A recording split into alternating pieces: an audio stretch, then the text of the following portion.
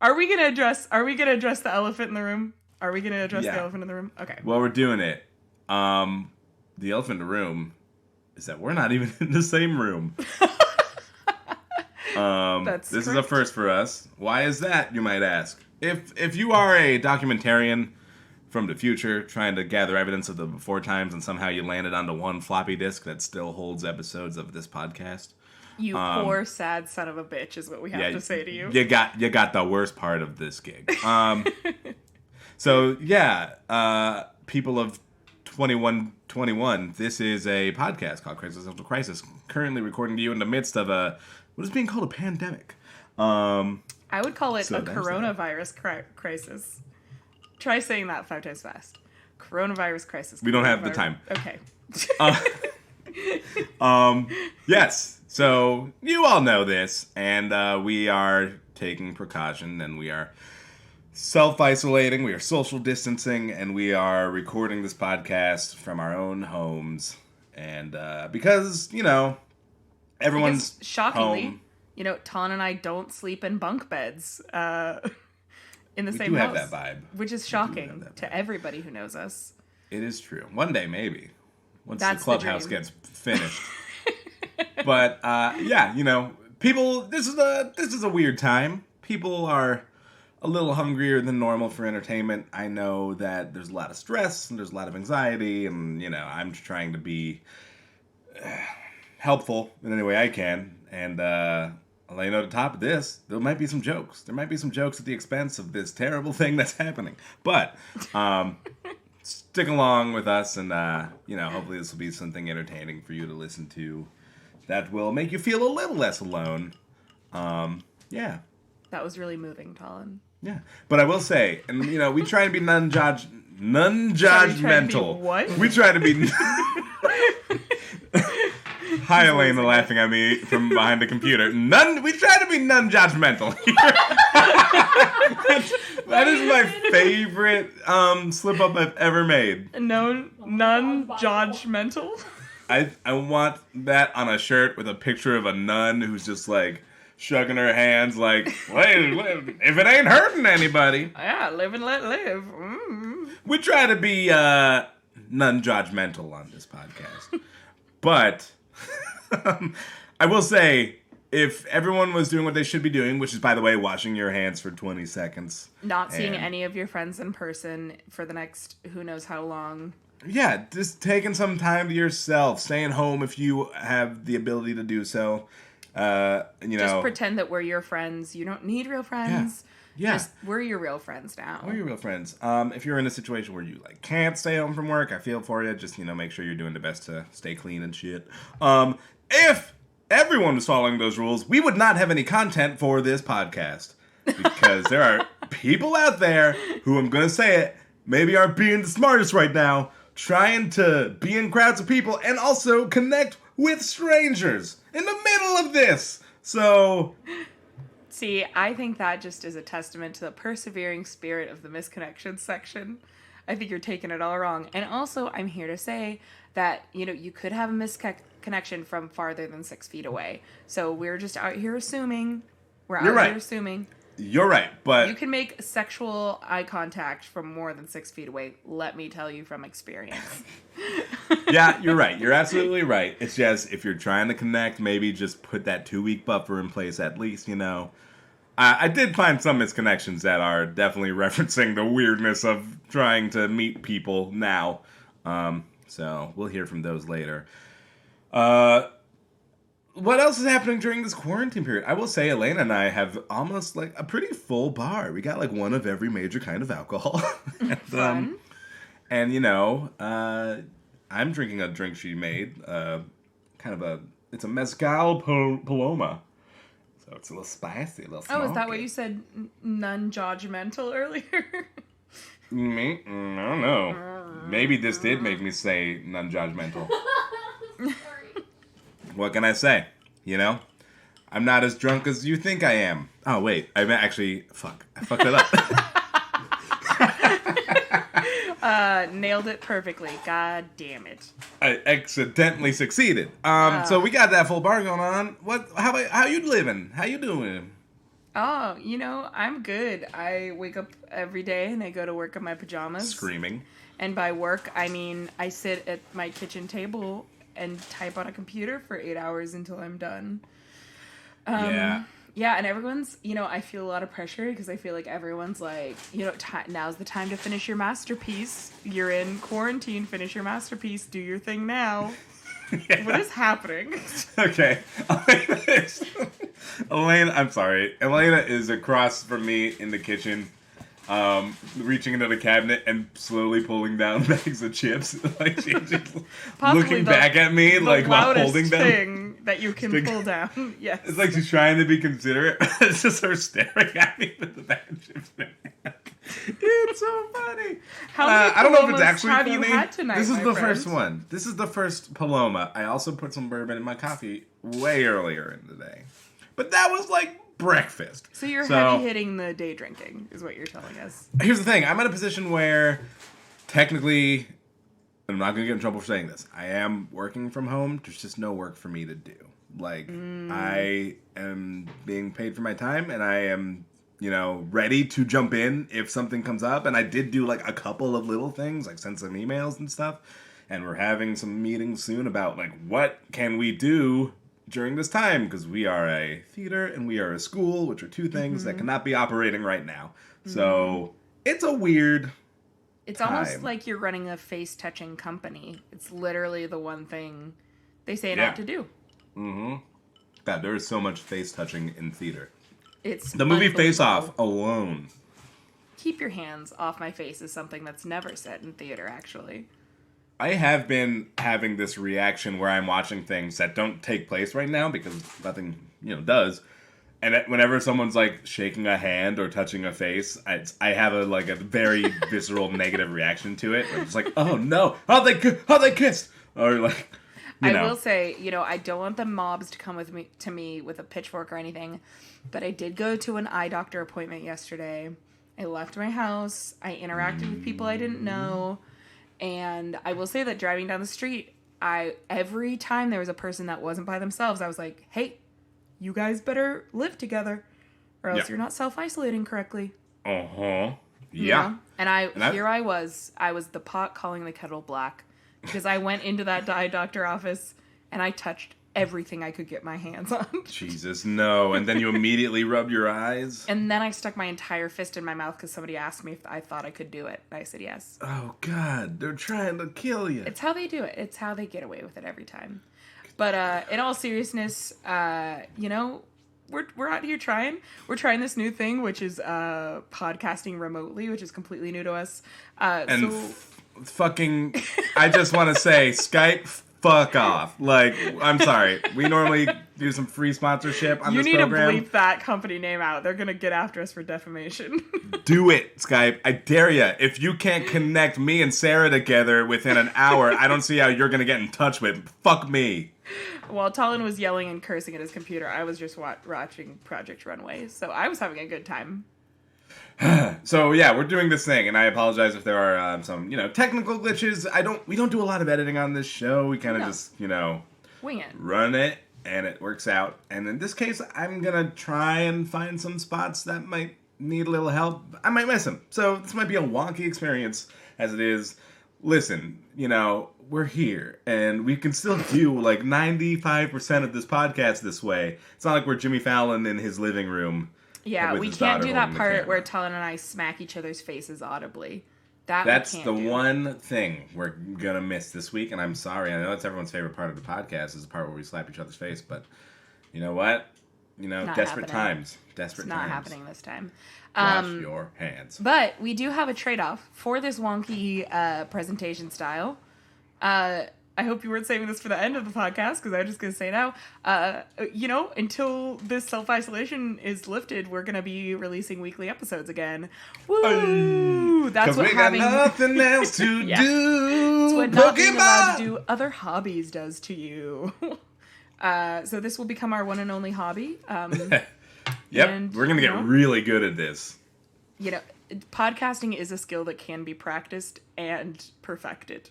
It is weird to think that podcasts are having like a moment right now. Like, everyone's like, what are your favorite podcasts? Like, where do I start on this podcast thing? I guess I'm doing that now. I think podcasting and knitting and then home yoga instructors are really having a moment.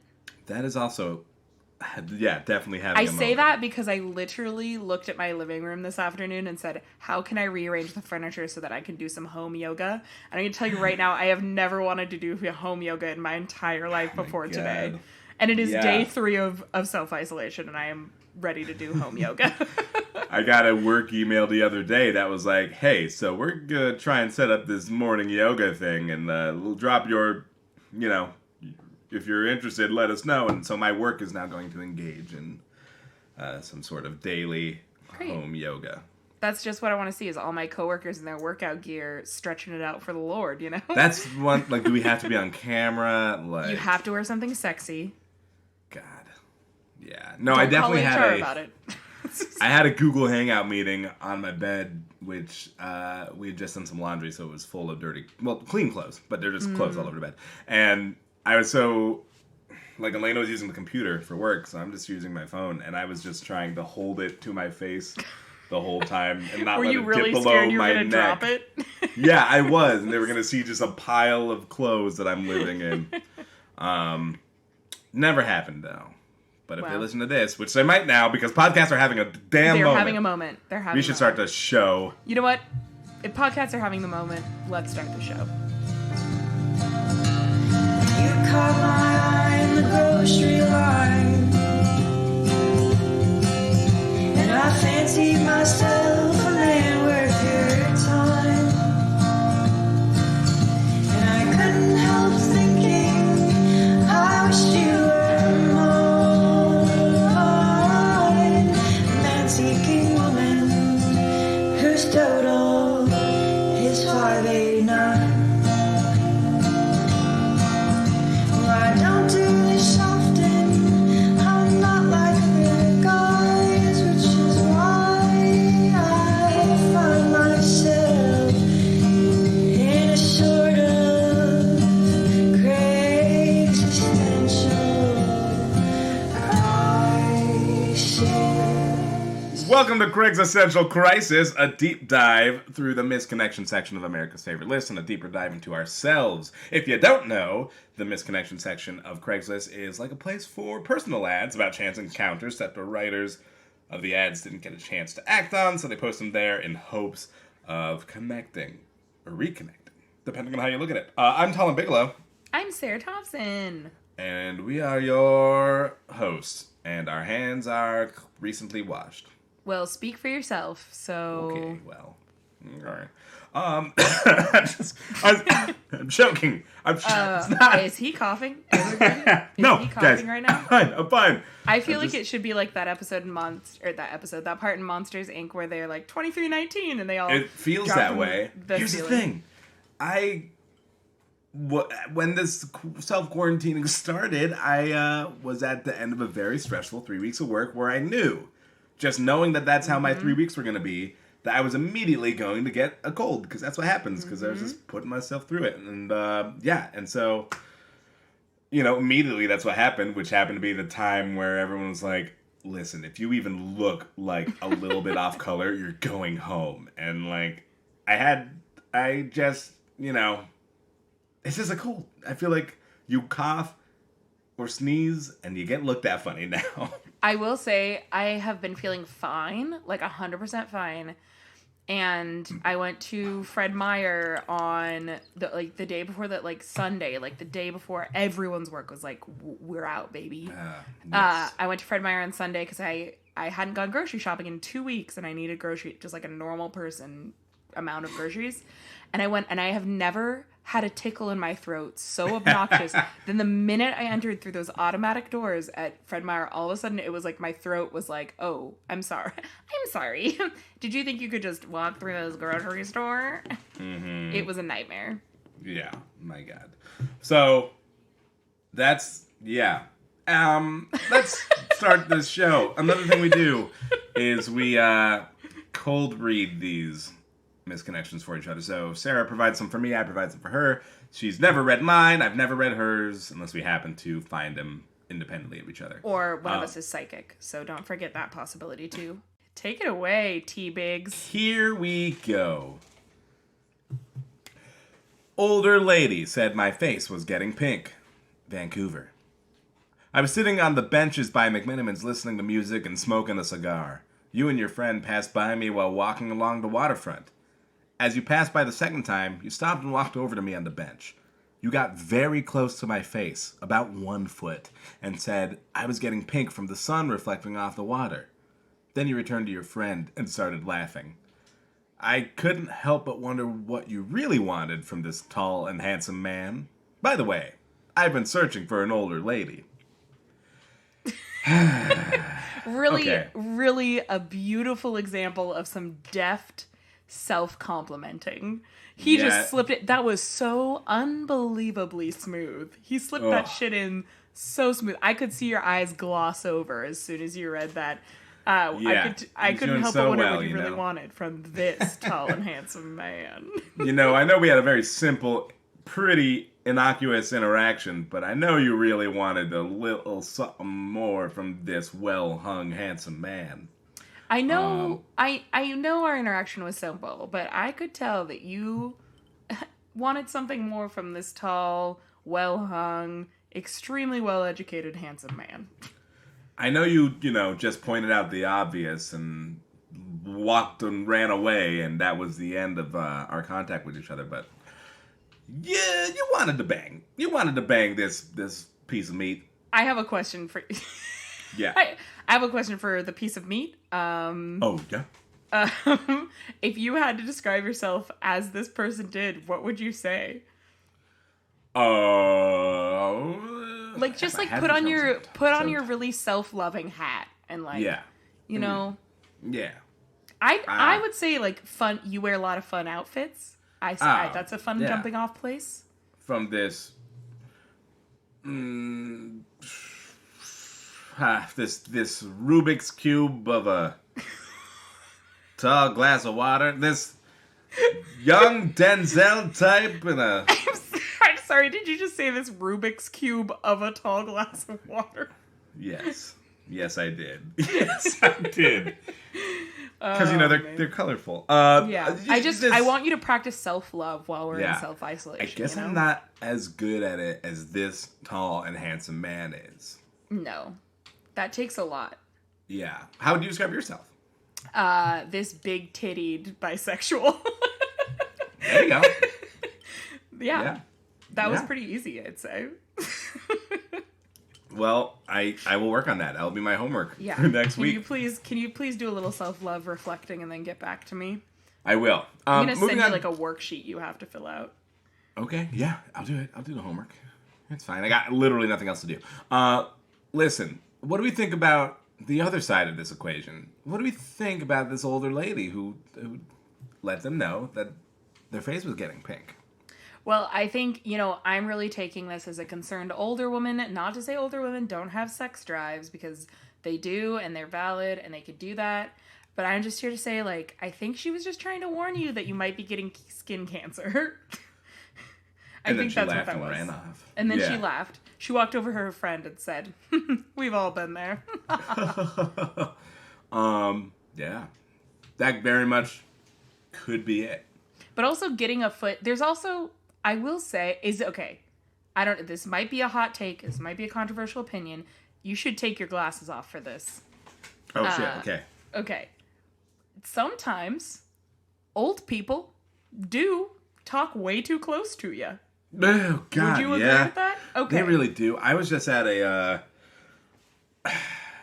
work event that was a expo of sorts, and there's definitely an older gentleman in the booth across from us who would come over to my boss and just talk right in her face, just like her mouth was the microphone. It was. I hated that visual so much. And that was patient zero. That's what happened. That's what happened. Yeah. So yeah, for some reason, That happens, and I don't know what it is. Do you think it's that, like, back in the day, everyone just spoke really close to each other?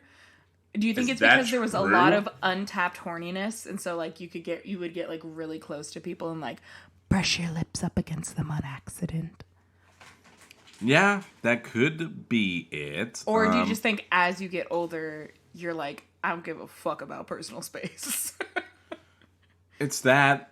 Maybe it's mixed with like, this is how close I need you to be able to hear you, and I'm just gonna. Didn't even think about the actual mechanics of being hard of hearing. My bad. But like, I think I'm just so self-conscious that even if that were me, and maybe that's something you lose when you get older, but I feel like I'd speak from far away and then come up close, and I would alternate every line of dialogue in the conversation that way. They'd be like, who is this weird man who tap dances closer and farther away every time he talks to me? T for two and two for T, me for you and you for me. Wow, you're so good at being old already. You're really excelling at that. I really am. I mean, you were like joking or whatever, but no, I'm very good at being old. No, I wasn't joking. That was a real compliment. Okay. Well, okay. Anyways, why do you think you... He says he's been searching for an older lady. I think this was kismet, and he didn't act on it, you know? Okay. I feel... Okay, we'll get it. We'll do this in a second. Hot blonde waitress at Sherry's. You messed up my order. You nearly spilled our drinks. To be honest, you were a terrible waitress. But you were so hot that I didn't care, and I left you a pretty good tip anyway. I almost asked for your number as we were leaving, but you were suddenly called away. I've been back twice since then, but you weren't working. My contract at ADEC is wrapping up this week, and I probably won't have a chance to drop by again. So I thought I'd try here on the off chance that you or someone you know might happen to see this. Josh. That was 300% a total Josh thing to say. That guy, he is absolutely a Josh. That last line was not a surprise. Of course he's Josh. I would take Jared. Jared's a little too like, he's got Jared's got like a square jaw. He's a little too old. Josh is drinking beers in his pickup truck. He doesn't care. That's true. Okay, you're right. This guy's more Josh. Also, the reason I paused at the beginning of this is because I was like, have we talked about how there must be one hot waitress at Sherry's that everyone writes about? Legendarily gorgeous waitress at some Sherry's. And do Sherry's only hire hotties? I mean, when was the last time you were in a Sherry's? The time I puked that I told the story. Right. We've told this story. This podcast. This is a clip show now. Play it back. I don't know. It's either that or they're really... Because, I think all the times we've read misconnections from Sherry's, it's been in the Portland area. So, there is, like... I think there is a smoking hot waitress at Sherry's. Who is also apparently a terrible waitress. Okay. You can only be good at some things. You can't be good at everything. And you know what? If Sherry's hired you for your looks, it's okay to skate by on your looks. I'm 100% for using what God gave you and fucking the rest. I find it comforting when really attractive people are bad at things. So agreed. Because that would be the appeal of me going when they're there. Attractive and good at things. Yeah, I get kind of mad at like Channing Tatum. He seems like he can do like anything for some reason. Have you? We all watched Jupiter Ascending, didn't we? We got half an hour into it, and honestly, he wasn't the problem. And also, okay, I've got, hot take on Channing Tatum. I don't think he is attractive. And I'm not saying that to be some, like, fun alternative girl who's like, I'm different. Yeah. But, like, I genuinely don't understand the attraction to Channing Tatum. He has little tiny eyes. He does. Very deep. It kind of looks like the middle, like his forehead and his cheeks are, like, reaching out to each other to try to meet. And someday when he's older, his eyes are just going to disappear because his large forehead and his large cheeks will have just enveloped his face. That's part of his appeal. You like the mystery. I don't personally think, like, if I had to rank men, I agree with you, like, facially, like, not top 10. Not top 10. If you had to rank men, who is your number one man? You walked into this. Yeah, I mean, listen, I'm open to it. God, number one is a contested spot.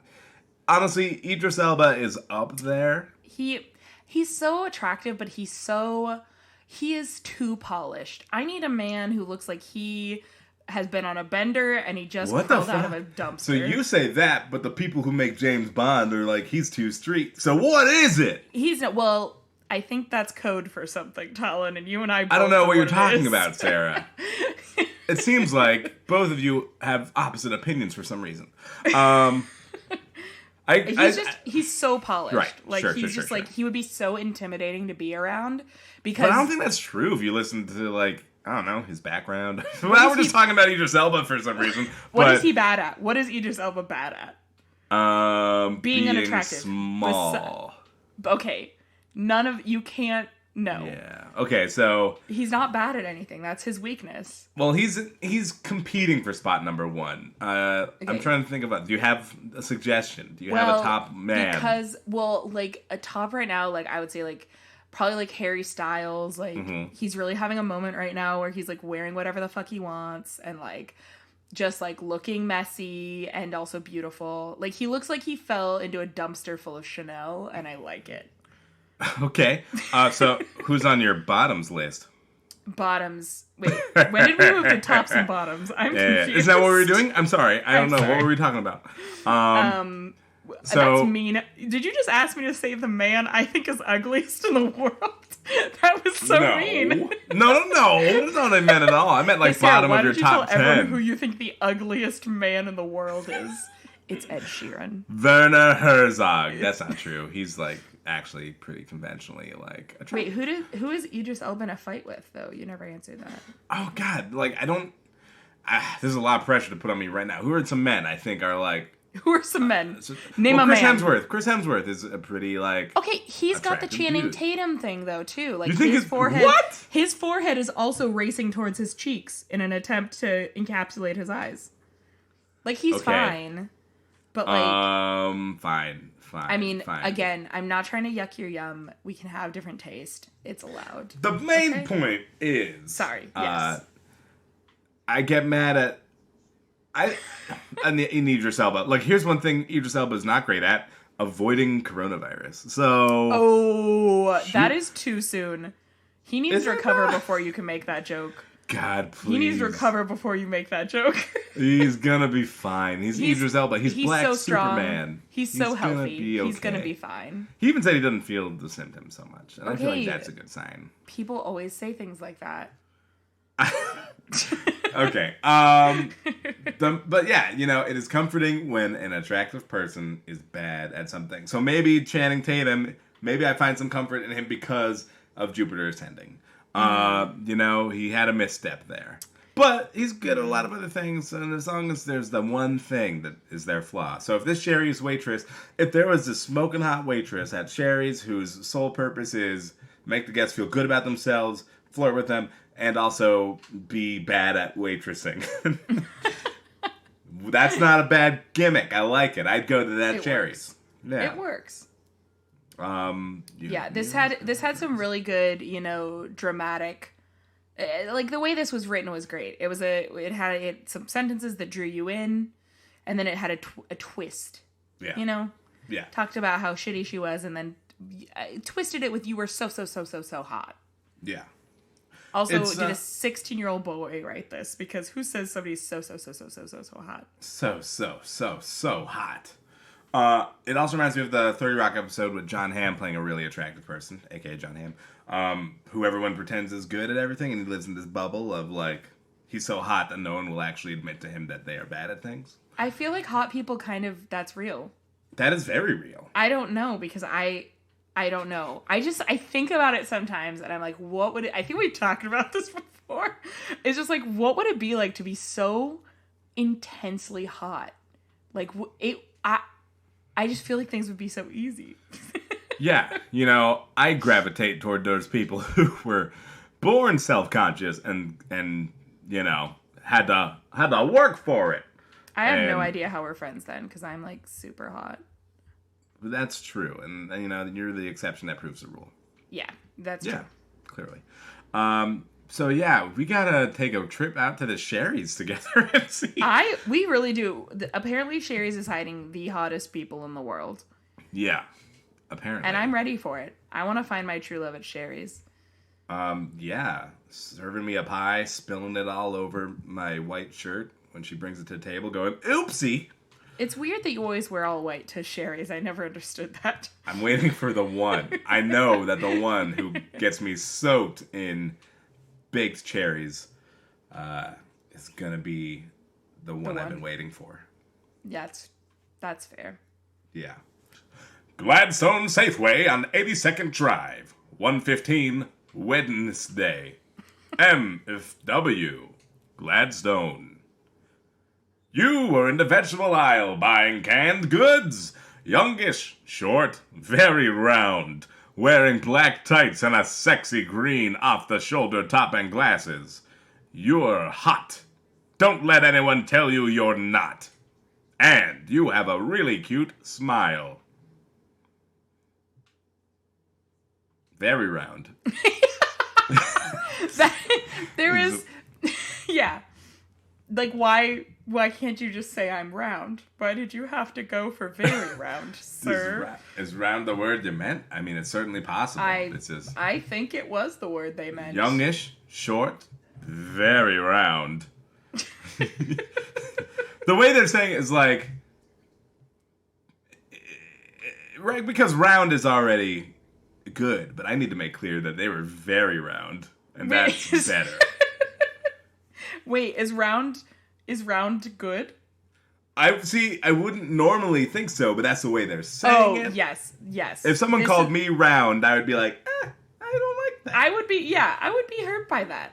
I mean, it is just an adjective, but sometimes adjectives got power, you know what I'm saying? If I had to be a shape, I'd like to be square more than I'd like to be round. What? If I had to. I'd be oval, but like the long way. I'd like to be a rhombus. What does that look like, Talon? Shut up. I forgot. Shout out to all the parents who have to like teach their kids geometry. Math that we've all forgotten. Oh my god, that sounds like my nightmare. Yeah, that would be very embarrassing. But they also, you know, I've heard from a lot of people that have been like, you know what, I'm not teaching my kids shit. Like, we're gonna do like life skill stuff, and if they want to do school stuff, we could do school stuff, but I'm not gonna stress about it. And I've been like, that's not bad. Honestly, I don't think anyone's made it clear that it's their responsibility. So yeah, I understand them not wanting their kids to forget the things and, you know, become dumb. That's how that works. Yes, that's how that works. If you stop learning, you forget everything. Yes, that's how that works. Yeah, totally. Yeah. Yeah. So youngest, short, very round. So here we are in the canned goods section, the vegetable aisle section. I think this is all a ruse because this person is out of food, and they were like, "I need to get some canned food. I need to get me mine for when the apocalypse comes. I'm gonna plant a little trap." And when we ask to meet up, and when you're like, "Wow, somebody loves my very round shape. I have never been adored like the round goddess that I am." And then when you go to meet up with this person, they're like, "Hey, can you bring some canned goods?" Hey. And then they rob you. And then they rob you of your canned goods. This makes me mad because I was looking for toilet paper for so long. I didn't even think about flirting with someone who had it in their hand. I know. Elena did it for you. Oh, yeah. Thanks for the toilet paper. Honestly, let's not neglect to mention that I am Talon's toilet paper dealer. It was about to be a sticky situation. So ew, I don't need you to say that. Okay. I will edit it out, but you have to live with me having said it. Why is your butt sticky? It wasn't sticky yet. I hate it. That's absolutely a good way to read this. I think, you know. It seems like a trap to me. In the vegetable aisle buying canned goods, is that because there were less vegetables? Because I know when I tried to stop by Trader Joe's, there was like orange chicken bowls and nothing. And, it was nuts. It was nuts. It's nuts. Those grocery stores, I couldn't. I needed frozen peas because that's like a staple of my diet, and I would get scurvy without those. And then I couldn't get any frozen peas. No fro peas. No, I got a bundle of asparagus, so I guess I'll just like saute that or something. Asparagus is good. You got saute. You just bake it in the oven. You just bake it in the oven No, with some olive oil and garlic. No, I like to saute it. I think it's pretty tasty.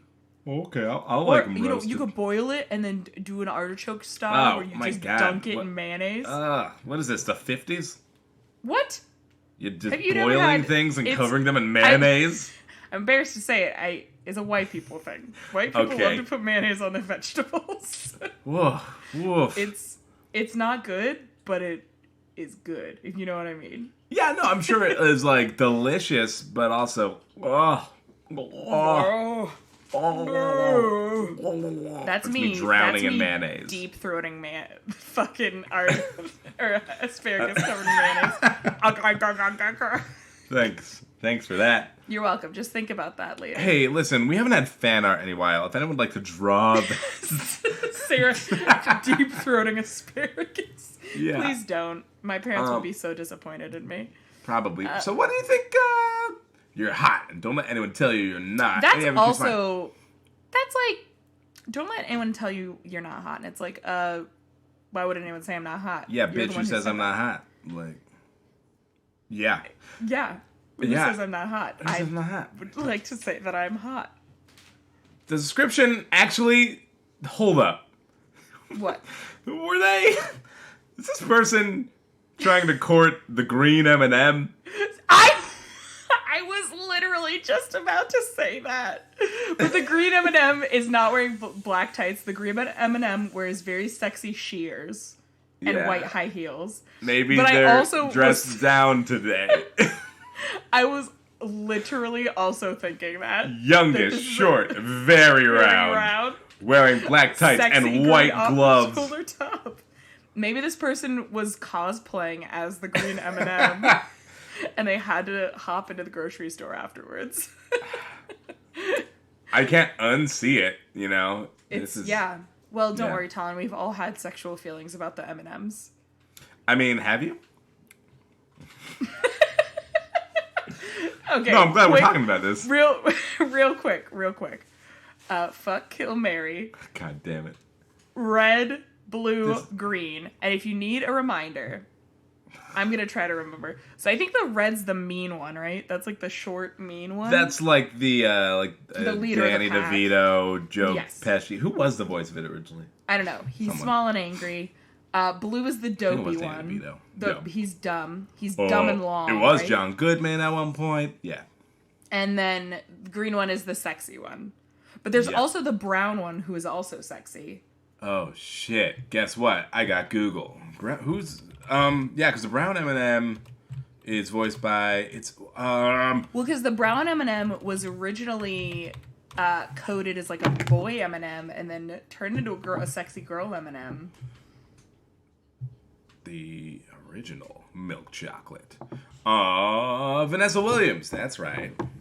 Oh my god. Sensual. Okay, hold on. Rabbit hole situation. We are on the M&M's wiki page. And this is some info about Mrs. Brown, voice actor Vanessa Williams, age unknown, weight significantly lower than her IQ.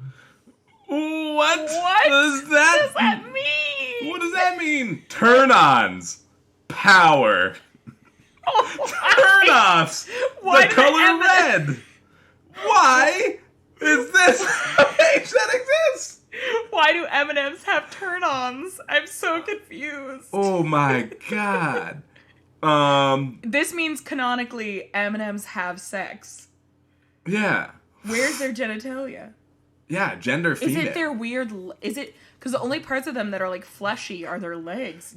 We shouldn't think about that too much, but yeah, you're right. Like, you're right. You're right. The parts... We shouldn't think about it too much, but... But she has female genitalia. She is... Are you telling me that I could fuck an M&M? That my dream could come true? Her turn-ons and turn-offs are listed. So that seems important. Also, a little tagline here that says, consider yourself warned, she's not your average chocolate. What does that mean? I think we all know what it means. I'm on the Green M&M page, Mrs. Green, who's the quote. So all these have a picture and then a quote right below it. The quote here is, "I melt for no one." Oh, she's strong. That's gender, female. Spokes candy for almost every kind of M&Ms. Age, old enough to know better. Weight, how dare you! With an exclamation point. Likes, simple candlelit dinners, ... in Paris. What? So, she expansive. Dislikes, men and women who stare. So, honestly, this misconnection writer does not have a chance. She would not be into this misconnection because he was staring. They were staring. Watermelon. She was staring. Yeah. Okay, we need to stop before we become an M&M podcast. But is this too good? We're never going to talk about it again. Let me have this. Let me have this. You're not allowed to read any more of the M&M wiki. Back to misconnections. No. I need a little more, please. I can't physically grab you and force you to do this. No. Okay, hold on, real quick. On the yellow M&M's wiki page, I'm going to have them cut off your internet. I'm going to call Xfinity. Listen, likes are pretty ladies and fluffy things. Who is writing these? What is happening? I am learning that all the M&Ms want to do is fuck. That's all they want. There's a lot of subtext that I've never picked up on before, but now I'm like replaying M&M commercials in my head. Oh, and yeah, like they want to fuck. Yeah. Red M&M. It's the only one who has a listed section for shortcomings. Oh. And his include thinks he knows more than he does. What does that mean? Hold on. Turn-ons. 2 things are listed here. 1, when people blindly follow his advice. 2, yellow. And it's not listed like that. It's like when people blindly follow his advice, yellow. Is the yellow M&M a turn-on for the red M&M? Is there... Yes. They're both gendered as males. Is there a gay relationship within the M&M? Gay M&Ms. Yeah. Well, because they're trans M&Ms. Because the brown M&M was originally a male M&M. We live in a diverse M&M world, Talon. Get up with the times. They've never. I mean, it's kind of great, I guess, that they've never just talked about it. They are always together. Hey, Talon, we need to stop talking about the M&Ms now. I just want to mention that this really, really does make the whole caramel M&M commercials where, like, they're pulling the caramel out of the M&M shell. With this context, that is very fucking strange. It's even more strange. And I've sent you a link to the image if you need a refresher. I know what all the M&Ms look like. Trust me. So... Wow. Do you have a misconnection for me, Talon? Honestly, what's gonna top this? I mean, yeah, I do, but like... You know what might top it? What might top it? The red M&M might. Shit! No, didn't we have a very special misconnection? Yeah, this is true. So, earlier today I did put out the call for some misconnections from you, the listener. Listen, this is always an option for you. If you were ever browsing Craigslist misconnections and find some that you think we would like to talk about, send them our way. We'll give you detailed instructions on where you can do that later. You can do this at any time. But, I think today I put it out there because seemed like people needed some things to do. So... And we were going to solve that problem single-handedly. Single-fucking-handedly. Okay, so... She said we did get some suggestions, let me start that over. We got some submissions from Chloe Schneider. Hope she wanted her last name said on air. Well, she didn't. I have doxed her. So, Chloe Schneider, who lives in 1795 Miranda Avenue. What if that had been right? That would have been so scary. Produce aisle, Whole Foods. Hi. I've been seeing you around Whole Foods for about 3 years, usually in the produce aisle. We've only spoken once, last week when I asked you about tofu. But I always feel cheered up when I see you there, and I feel like we have a connection through looks. I'm usually there with my family, but my husband and I are in the process of getting separated, and are just friends. So I'm single now. I've always wanted to talk to you, but have been too shy, and also I've never had the right moment. Let me know if you want my number. Maybe we could hang out sometime? Can I say, maybe. You're getting separated because you've been lusting after the Whole Foods produce person for 3 years. That's a harsh truth, but... Maybe not. Yeah, honestly, it'd be weird. Like, so that... Because what starts to happen is you start going to the grocery store just to hang out, and, you know, maybe your husband's like, where were you? And you're like, oh, I was at the grocery store. And he's like, oh, well, we got a full fridge, and you have a single coconut water? And you're like, yeah, I just needed a coconut water. Get off my back, Hal. And that starts happening like that, nice and slow, but then eventually it's like, you're driving home with your husband, and you just are like, we're going to swing by the grocery store. Why don't you wait in the car? And Hal's like, I mean, okay, I guess I'll read my NPR article, because he doesn't know how to use NPR's podcast. And you're in the grocery store sly dig. for an hour 15, and eventually Hal, runs in and finds you chatting up this person who works at the Whole Foods, and woof. I mean, you can't keep this a secret for 3 years. You can't. You just... With a connection like that, people will know after 3 years. After 3 years? Listen, after 1 year. No, after a month. Screw it. After day 2 of still thinking about this produce aisle worker, you should have gotten that separation. You should have. This is the one. This is, you know what? I've never been more sure of anything. Yeah, next time, don't ask them about tofu. Yeah, ask them to go out with you. Yeah. Take that leap. Take that chance. Ask them about tofu, but then slide them a note that reveals that tofu is actually an initialism for take out for us. Or you could just say, do you like tofu? And like write it on a note and then write a CK in invisible ink at the end. Yeah. And then they have to circle yes or no. And then when they circle yes and give it back to you, you're like, oh. And then you reveal the invisible ink and you're like, oh, you like to fuck? Oh. Yep.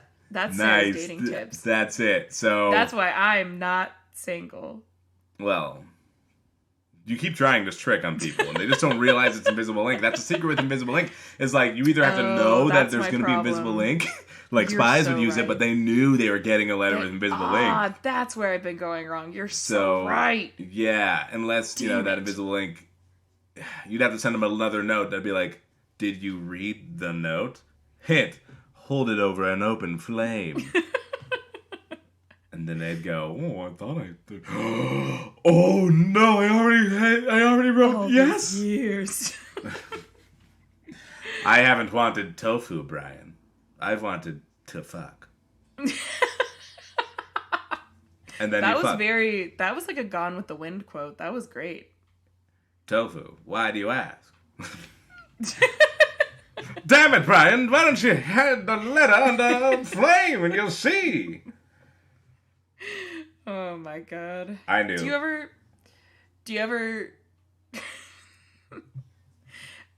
get, I don't know if this is just a me thing, but I feel like when I start to recognize people at the grocery store or at what happens more commonly is at Subway sandwich shops.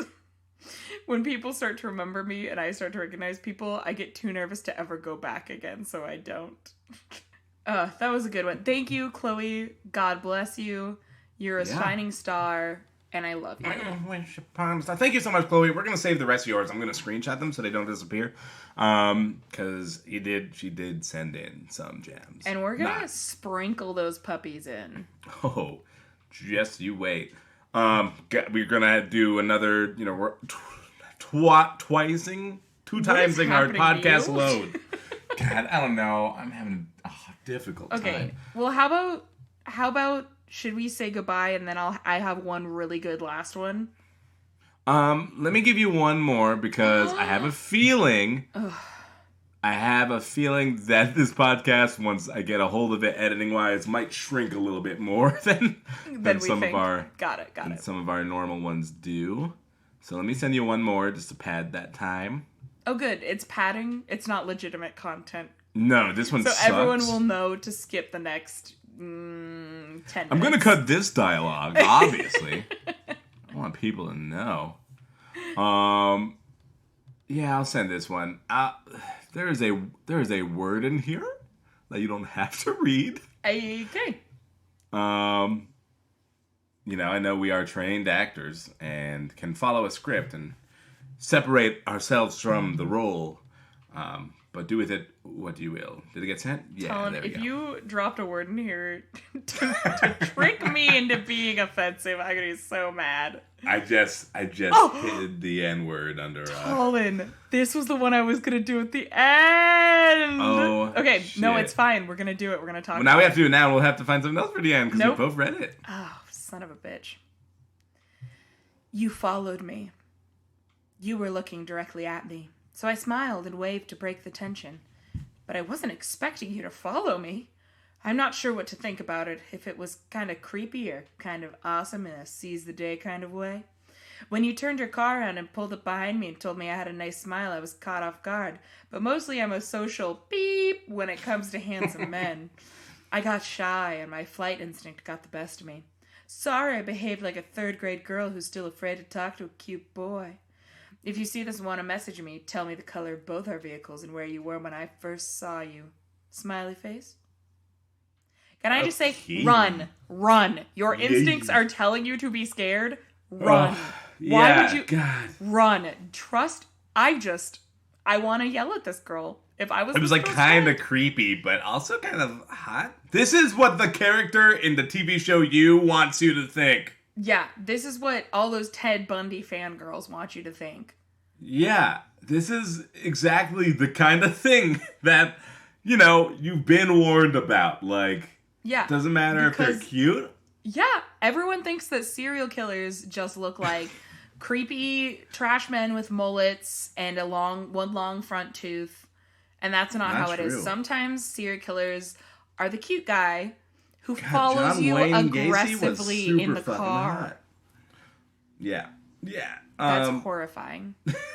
This is what this person has watched too many romantic comedies and has seen the shit that guys do in those in 2020 and goes, oh my God. Then in The Notebook, when Ryan Gosling forces Rachel McAdams to date him, so cute. That's every girl's dream. And you know what? We're not here to blame you, writer of this Craigslist ad. I blame Nicholas Sparks. This is how life has conditioned you to be. But here I am to tell you, that whole thing you've been told your whole life where boys are being mean to you or creepy to you because they like you. No, boys are being mean and creepy to you because they like having power and they're gonna hurt you. Get away. Or bottom line, they don't like you. Or they doesn't mean they're going to murder you, but I feel like following you in the car probably means that one, murder. Sure. That one's weird and bad. Listen, I've never been followed in a car and had anything other than fear happening in me. So I have been followed in a car once, and it was scary. I was in a car with my friends, and we yelled at someone. We used to do that as a joke in high school all the time. And this guy followed us to my friend's house where I was dropping her off, and we had to go around the block to lose him. It was really scary. Jesus. But, for all you know, that was your Ryan Gosling. I should have stopped. You should have stopped. When you grow up, don't you want to look back at this moment and say you had the guts? Yeah, I was in my really flattering Catholic school uniform, which was a polo t-shirt and and khaki pants that were made for a man. And I was like a chubby 16-year-old girl. So I was really looking my best at that moment. I knew it was a meet cute me in the making. Yeah.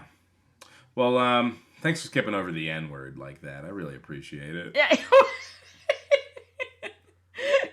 It wasn't the N-word, but it was another word that I do not like, and I'm not going to say. Yeah, I'm not going to dignify it by telling you what letter it starts with. You're going to have to guess. You're going to have to Google this misconnection. You're going to have to find it yourself, and then respond to it, telling this person that they did the right thing by not engaging. Honestly, should we respond to this person and be like, hey, you followed me. Lose that fool. Lose that fool. Lose that creep. Yeah, someone should reach out. Gross.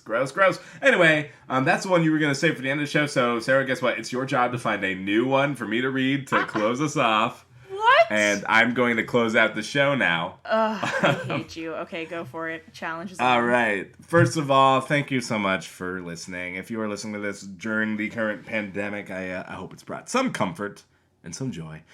We are going to be doing this every week now again instead of every 2 weeks. So, you know, we're going to keep turning out content. We hope you keep listening to it. We hope to have some surprises in store for some of the upcoming episodes. We'll see. You know, it's hard to make. We did last episode let them know that we were planning on doing a collab episode. As you might have guessed, we have not been able to do it because we really wanted to do that on purpose. Oh my God. On purpose. We wanted to do it on purpose. We didn't want to just fall into it. So, you know, that's sometimes that's how it be. And I gotta say, like, we got more. I had like 8 misconnections for today.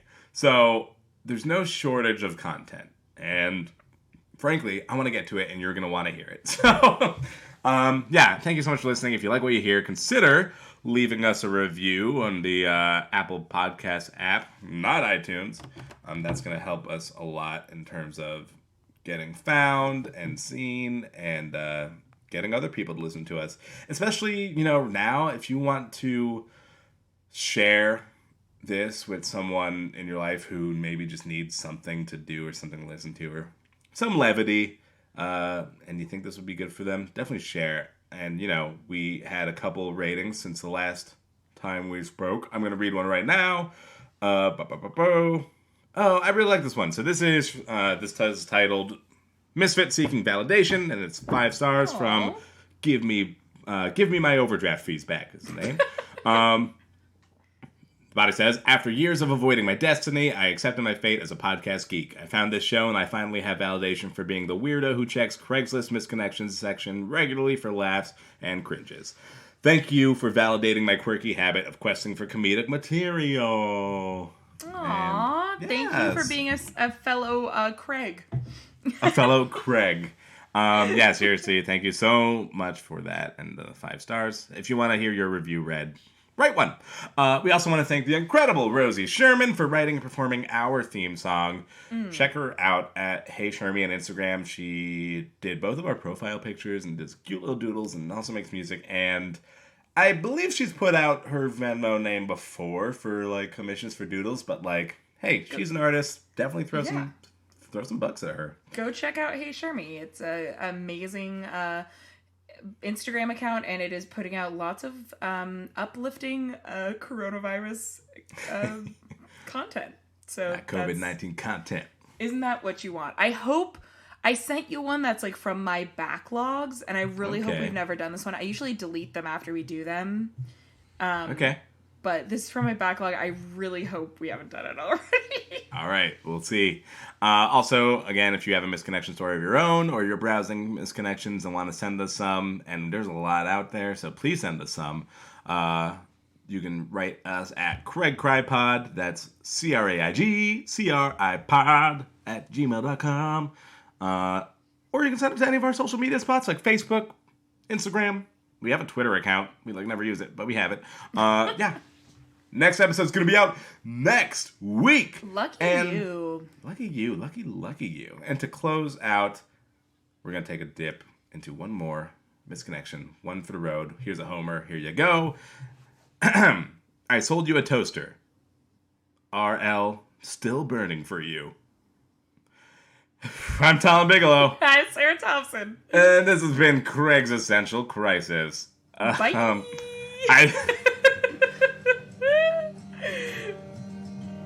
Is this to R.L. Stine? That's what I was thinking.